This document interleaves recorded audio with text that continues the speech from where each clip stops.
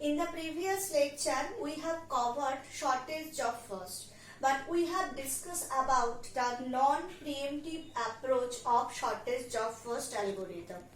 In some books, it is this shortest job first, that non-preemptive shortest job first is also depicted as shortest job next. This N for next. So shortest job next and shortest job first is basically the same thing, and both are non-preemptive approach. Now, if we think this approach as a preemptive one, then it is called shortest job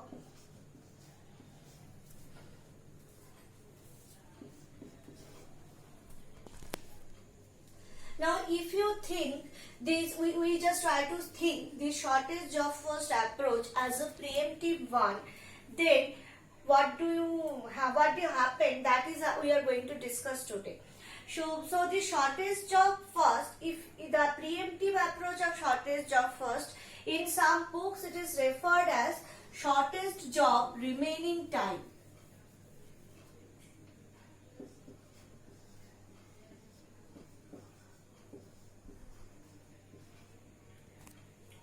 Or shortest remaining time.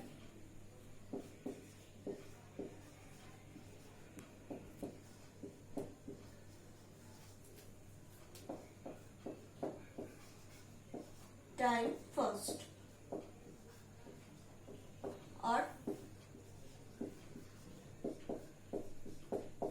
Srtf. So Srtf is basically the preemptive approach of shortest job according to some books.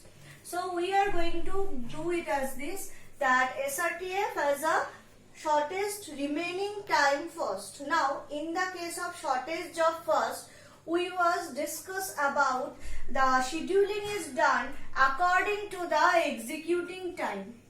So according to the execution time, the process have scheduled. But when we are going to discuss about the Srtf, then we are not notice the total execution time. We are going to notice about the remaining time. Now, how the remaining time come? Just we are going to just discuss with this example. So here also, just like the previous day discussion, we can see here we have P0, P1, P2, P3. These are the four processes we have, and these are the arrival times of this process respectively, and these are the execution time they require to complete. So firstly, at 0 time, we have only one process, that is P0. So P0 is going to have the processor. Now according to the previous day discussion, we have discussed that P0 is going to complete at 5. So P0 is going to continue for 5. But now today's approach is the preemptive approach. Preemptive means what? Preemptive means what? If some condition occur, then though the process which is at this time having the processor is not yet completed, then also the operating system can forcefully deallocate that processor from that particular process. So in this case, the condition can be what? Here the execution time, according to the execute time or execution time, we are going to allocate a processor to the process. Now if some process come which required the execute time is less than the remaining execution time of that particular process, which are now this time having CPU, then we are going to change. We are going to forcefully deallocate that CPU from that particular process, and it is going to assign to the shortest process. Now just for this case, you can see P0 required 5 units of time for completion. Now at 1,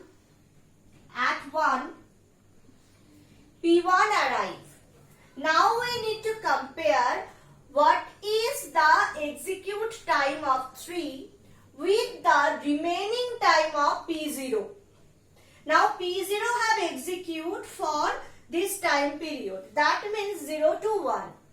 That means already 1 unit of time P0 have executed. So what is the remaining time of P0 now? It is basically 5 minus 1, that is 4.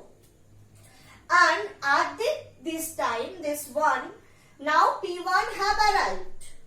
So now the execution time of P1 is going to compare with the remaining time of P0. If we follow Srtf, then what happened? Then we are going to compare these 3 with the execution time, total execution time of P0 according to the Srtf. But we are actually doing comparing remaining time, not the total time. So the remaining time of P0 at this time period, it is basically 4. So we are going to compare these 4 with these 3. P1's execution time or execute time with P0's remaining time. So which is the less? Obviously P1 required 3, which is less than 4. So P1's remaining time is basically 3 now. And P0's remaining time is basically 4 now. Now when the time is 1, at that time in my system I have only these 2 processes, P0 and P1, because P2 is going to arrive at 2 and P3 is going to arrive at 3. So they are not in our discussion at this moment. We have only these 2 processes, P0 and P1, because these 2 processes have only arrived. And according to this example, these 2 processes remaining time is respectively for P0 it is 4, for P1 it is 3. So which is the shortest one? Obviously P1 is the shortest one. So we are going to take P1. So the processor is going to get back from the P0. It is forcefully deallocated from the P0 because P0 is not willing to do that. The execution of P0 is not completed at all. So P0 don't want to give, but according to the system, basically operating system is going to take back the process from P0, forceful deallocation is done and it is allocated to P1. So now P1 will start. Okay, at this time. Now when the time reached to 2, then what happened? Now we have P0, P1 and P2. At 2, what is the remaining time of P1? Because P1 I have already completed this much time for execution. So the remaining time is now 3 minus 1 is equals to 2. So now the scenario is like this. We have P0, P1 and P2 in my system. P0's remaining time is 4. P1's remaining time is 2 and P2's remaining time is 8. So which is the shortest one? P1 is the shortest one. So P1 can continue. And if P1 is going to continue, we are not going to make any mark on this Gantt chart. Okay. So P1 continue. Now time reached to 3. Okay. Now time reached to 3. Now what happened? P3 come. Now all the processes have arrived. And again we are going to make the comparison. Now what is the situation? So 1, 2, 3, that means 2 unit of time P1 have already executed. So the remaining time for P1 is now 1. And for P0 it is 4. For P2 it is 8, for P3 it is 6. So obviously P1 is the shortest one and P1 going to complete. Okay. So P1 will continue and it's required total 3 unit of time. So at 4, P1 is going to complete. Okay. Now P1 is not in my system because P1 have completed. So P1 is going to release the system now. Okay. Now what happened? P1 is going to release the system. So P1 is not in my discussion. So now we have 3 processes. P0, P2 and P3. P0 required 4 unit time for completion. P2 required 8 unit time for completion. And P3 required 6 unit time for completion. So which is the shortest one? Obviously P0. So P0 again allocated. P0 again allocated. And because now all the processes have already arrived, nothing is going to happen, no arrival event is going to occur.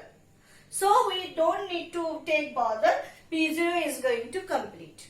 Now P0's remaining time is 4, it is allocated at 4, so it is going to complete at 8. Now P0 is again completed. Now we have only P2 and P3. So P3 is the shortest one, you can see. P3 have the shortest remaining time. So P3 is going to allocate. So it's required 6 unit of time. So 8 plus 6, it is going to complete at 14. Now P2 left. So P2 is going to allocate. Okay. P2 is going to allocate and it's required 14 plus 8, that is 22 is the completion time of P2. Now in the previous classes we have discussed about non-preemptive approach. In non-preemptive approach, the changes made in Gantt chart only because of one event, that is the process completion. When the process complete, the process completion event occur, then only a change is made in this Gantt chart. That means then only the CPU, the processor is going to be allocated or any kind of comparison made. But when we are discussing this preemptive technique, then the change made for 2 reasons. One is basically when the process arrived. When a new process arrived, then we are going to compare according to the algorithm's criteria. Now when we are going to discuss about shortest remaining time, our criteria is the remaining time. So when a new process arrived, that means the process arrival event occurred. Then we are going to compare all the processes available in the system according to their remaining time. And obviously, the second one is what? Process completion. When a process complete, then also we are going to compare all the available processes according to their arrival time.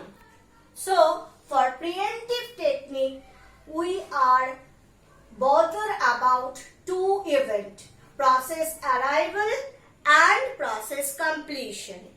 Okay? When the process arrival happened and when the process completion happened, in both of the cases, we are going to make a comparison according to the algorithms, that respective algorithms criteria. For non-preemptive approach, only the comparison made when the process completion event occurs. So that is the basic difference between preemptive and non-preemptive approach.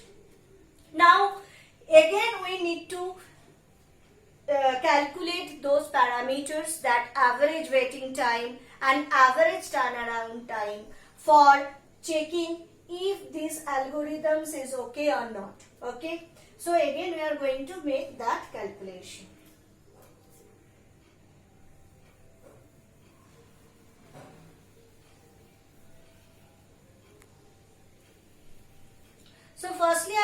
to calculate the average waiting time. So for this purpose, firstly I am going to calculate the waiting time for each and every process. For P0, now waiting time means what? The amount of for that particular process is waiting in the ready queue. It is in the main memory, but it is not executing. Now, if you observe this Gantt chart, then what happened? You can see for P0, it is allocated 0. Okay, it's arrived at 0 and allocated at 0. But for only 1 unit of time, it have executed. After that, P1 start its execution. So now where P0 go? Obviously in the ready queue at the waiting state. So these time also should be compared as waiting time of P0. So for this reason, in case of non-preemptive one, when we are going to calculating the waiting time, only we are concerned about that time when the process is allocated, when the process is depicted in the Gantt chart. But when we are discussing the preemptive technique, then it is not only the issue. Because in the preemptive technique, a process can allocate in multiple times. A processor can be allocated to that process multiple times. It is not like that when a processor is allocated, then the process is just going to complete its execution. It is not like that. So, obviously, in this case, the approach is quite different. We are going to take the last allocation time for that particular process. So for P0, the last allocation time is basically 4. So firstly we are going to put here 4.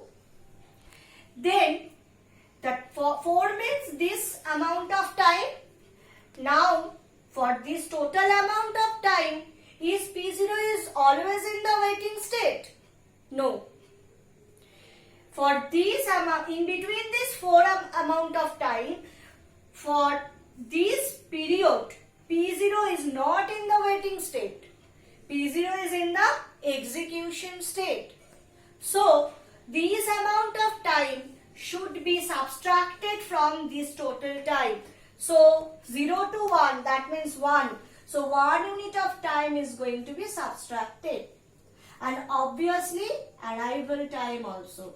So, this is basically the waiting time for P0, that means 3. Okay. So, P0's waiting time for this particular approach is what? 3. Now for P1. P1 is only once it is allocated and then completed. So, 1 is going to be taken. But is arrived as also 1.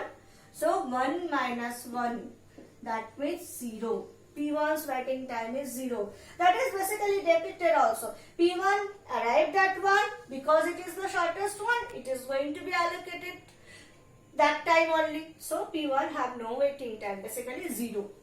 Now for P2. P2 have allocated at 14 and its arrival time is 2. So 14 minus 2 is basically 12. And for P3, 8 minus 3. So 8 minus 3. So this is basically what? 5. So these are the waiting time for these respective processes. Now we need to calculate what? The average waiting time. Sorry, we need this again. So now we are going to calculate this average waiting time. So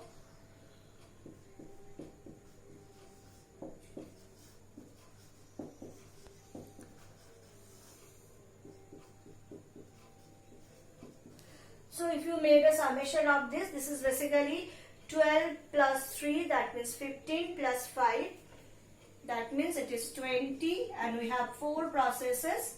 So it is 20 divided by 4 and it is basically what? 5 unit of time. So the average waiting time for this system is basically what? 5. Now we need to calculate what? The turnaround time. So the turnaround time.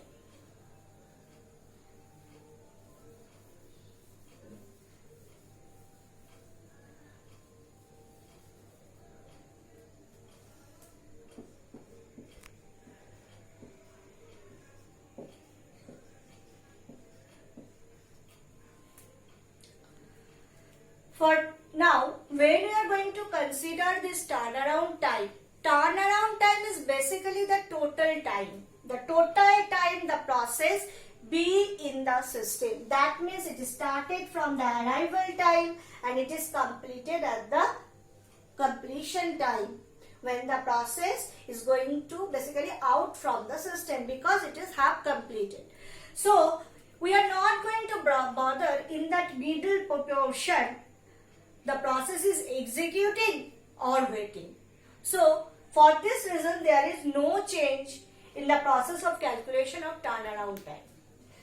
For P0, when it is lastly completed at 8, so for P0 turnaround time is 8 minus its arrival time, that is basically 8. For P1 it is completed at 4, so it is basically 4 minus 1, that means 3. For P2 it is completed at 22, so 22 minus its arrival time, that means 20. And for P3 it is completed at 14, so 14 minus 3, that means basically 11. So calculate the average turnaround time.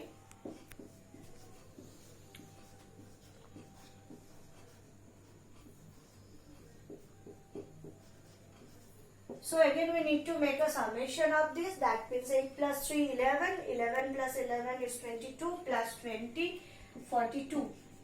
Obviously 42 divided by 4 because we have 4 processes. So what will be the result? The result will be 10.5. So 10.5 unit. So this is basically the turnaround time for this system. So in this way we are going to calculate the average waiting time and turnaround time, and in this way basically we are going to discuss perform scheduling using shortest remaining time first algorithm. This is basically a preemptive technique because when we are talking about this remaining time, then obviously remaining time must be the process executed once, then only the remaining time can be there, and we are going to consider the remaining time, so it is by nature a preemptive technique. But there is a problem with that technique. There is many advantage because we are going to allocate the shortest job first. We are going to allocate the shortest remaining time first in both of the approaches. We are going to, this is basically the most optimistic one. It is going to give the most optimal solution. But there is a problem. Practically, when we are going to perform that, we cannot actually assume how much amount of time exactly a process going to take for completion. The process arrived at this time, this is my present state. But after that, which process are going to arrive and how much amount of time that process is going to take, this is basically future reading. And future reading is not practically possible with absolute corrective measure. So, shortest job first and shortest remaining time first, for both of this approach, we required the ability to read the future, which is not practically possible. So, for this reason, these two processes though they are most effective one, theoretically they are going to give us the most optimal solution, the most effective solution, but these solutions are not basically practically possible. So for this purpose, we again need to explore some others algorithm for CPU scheduling.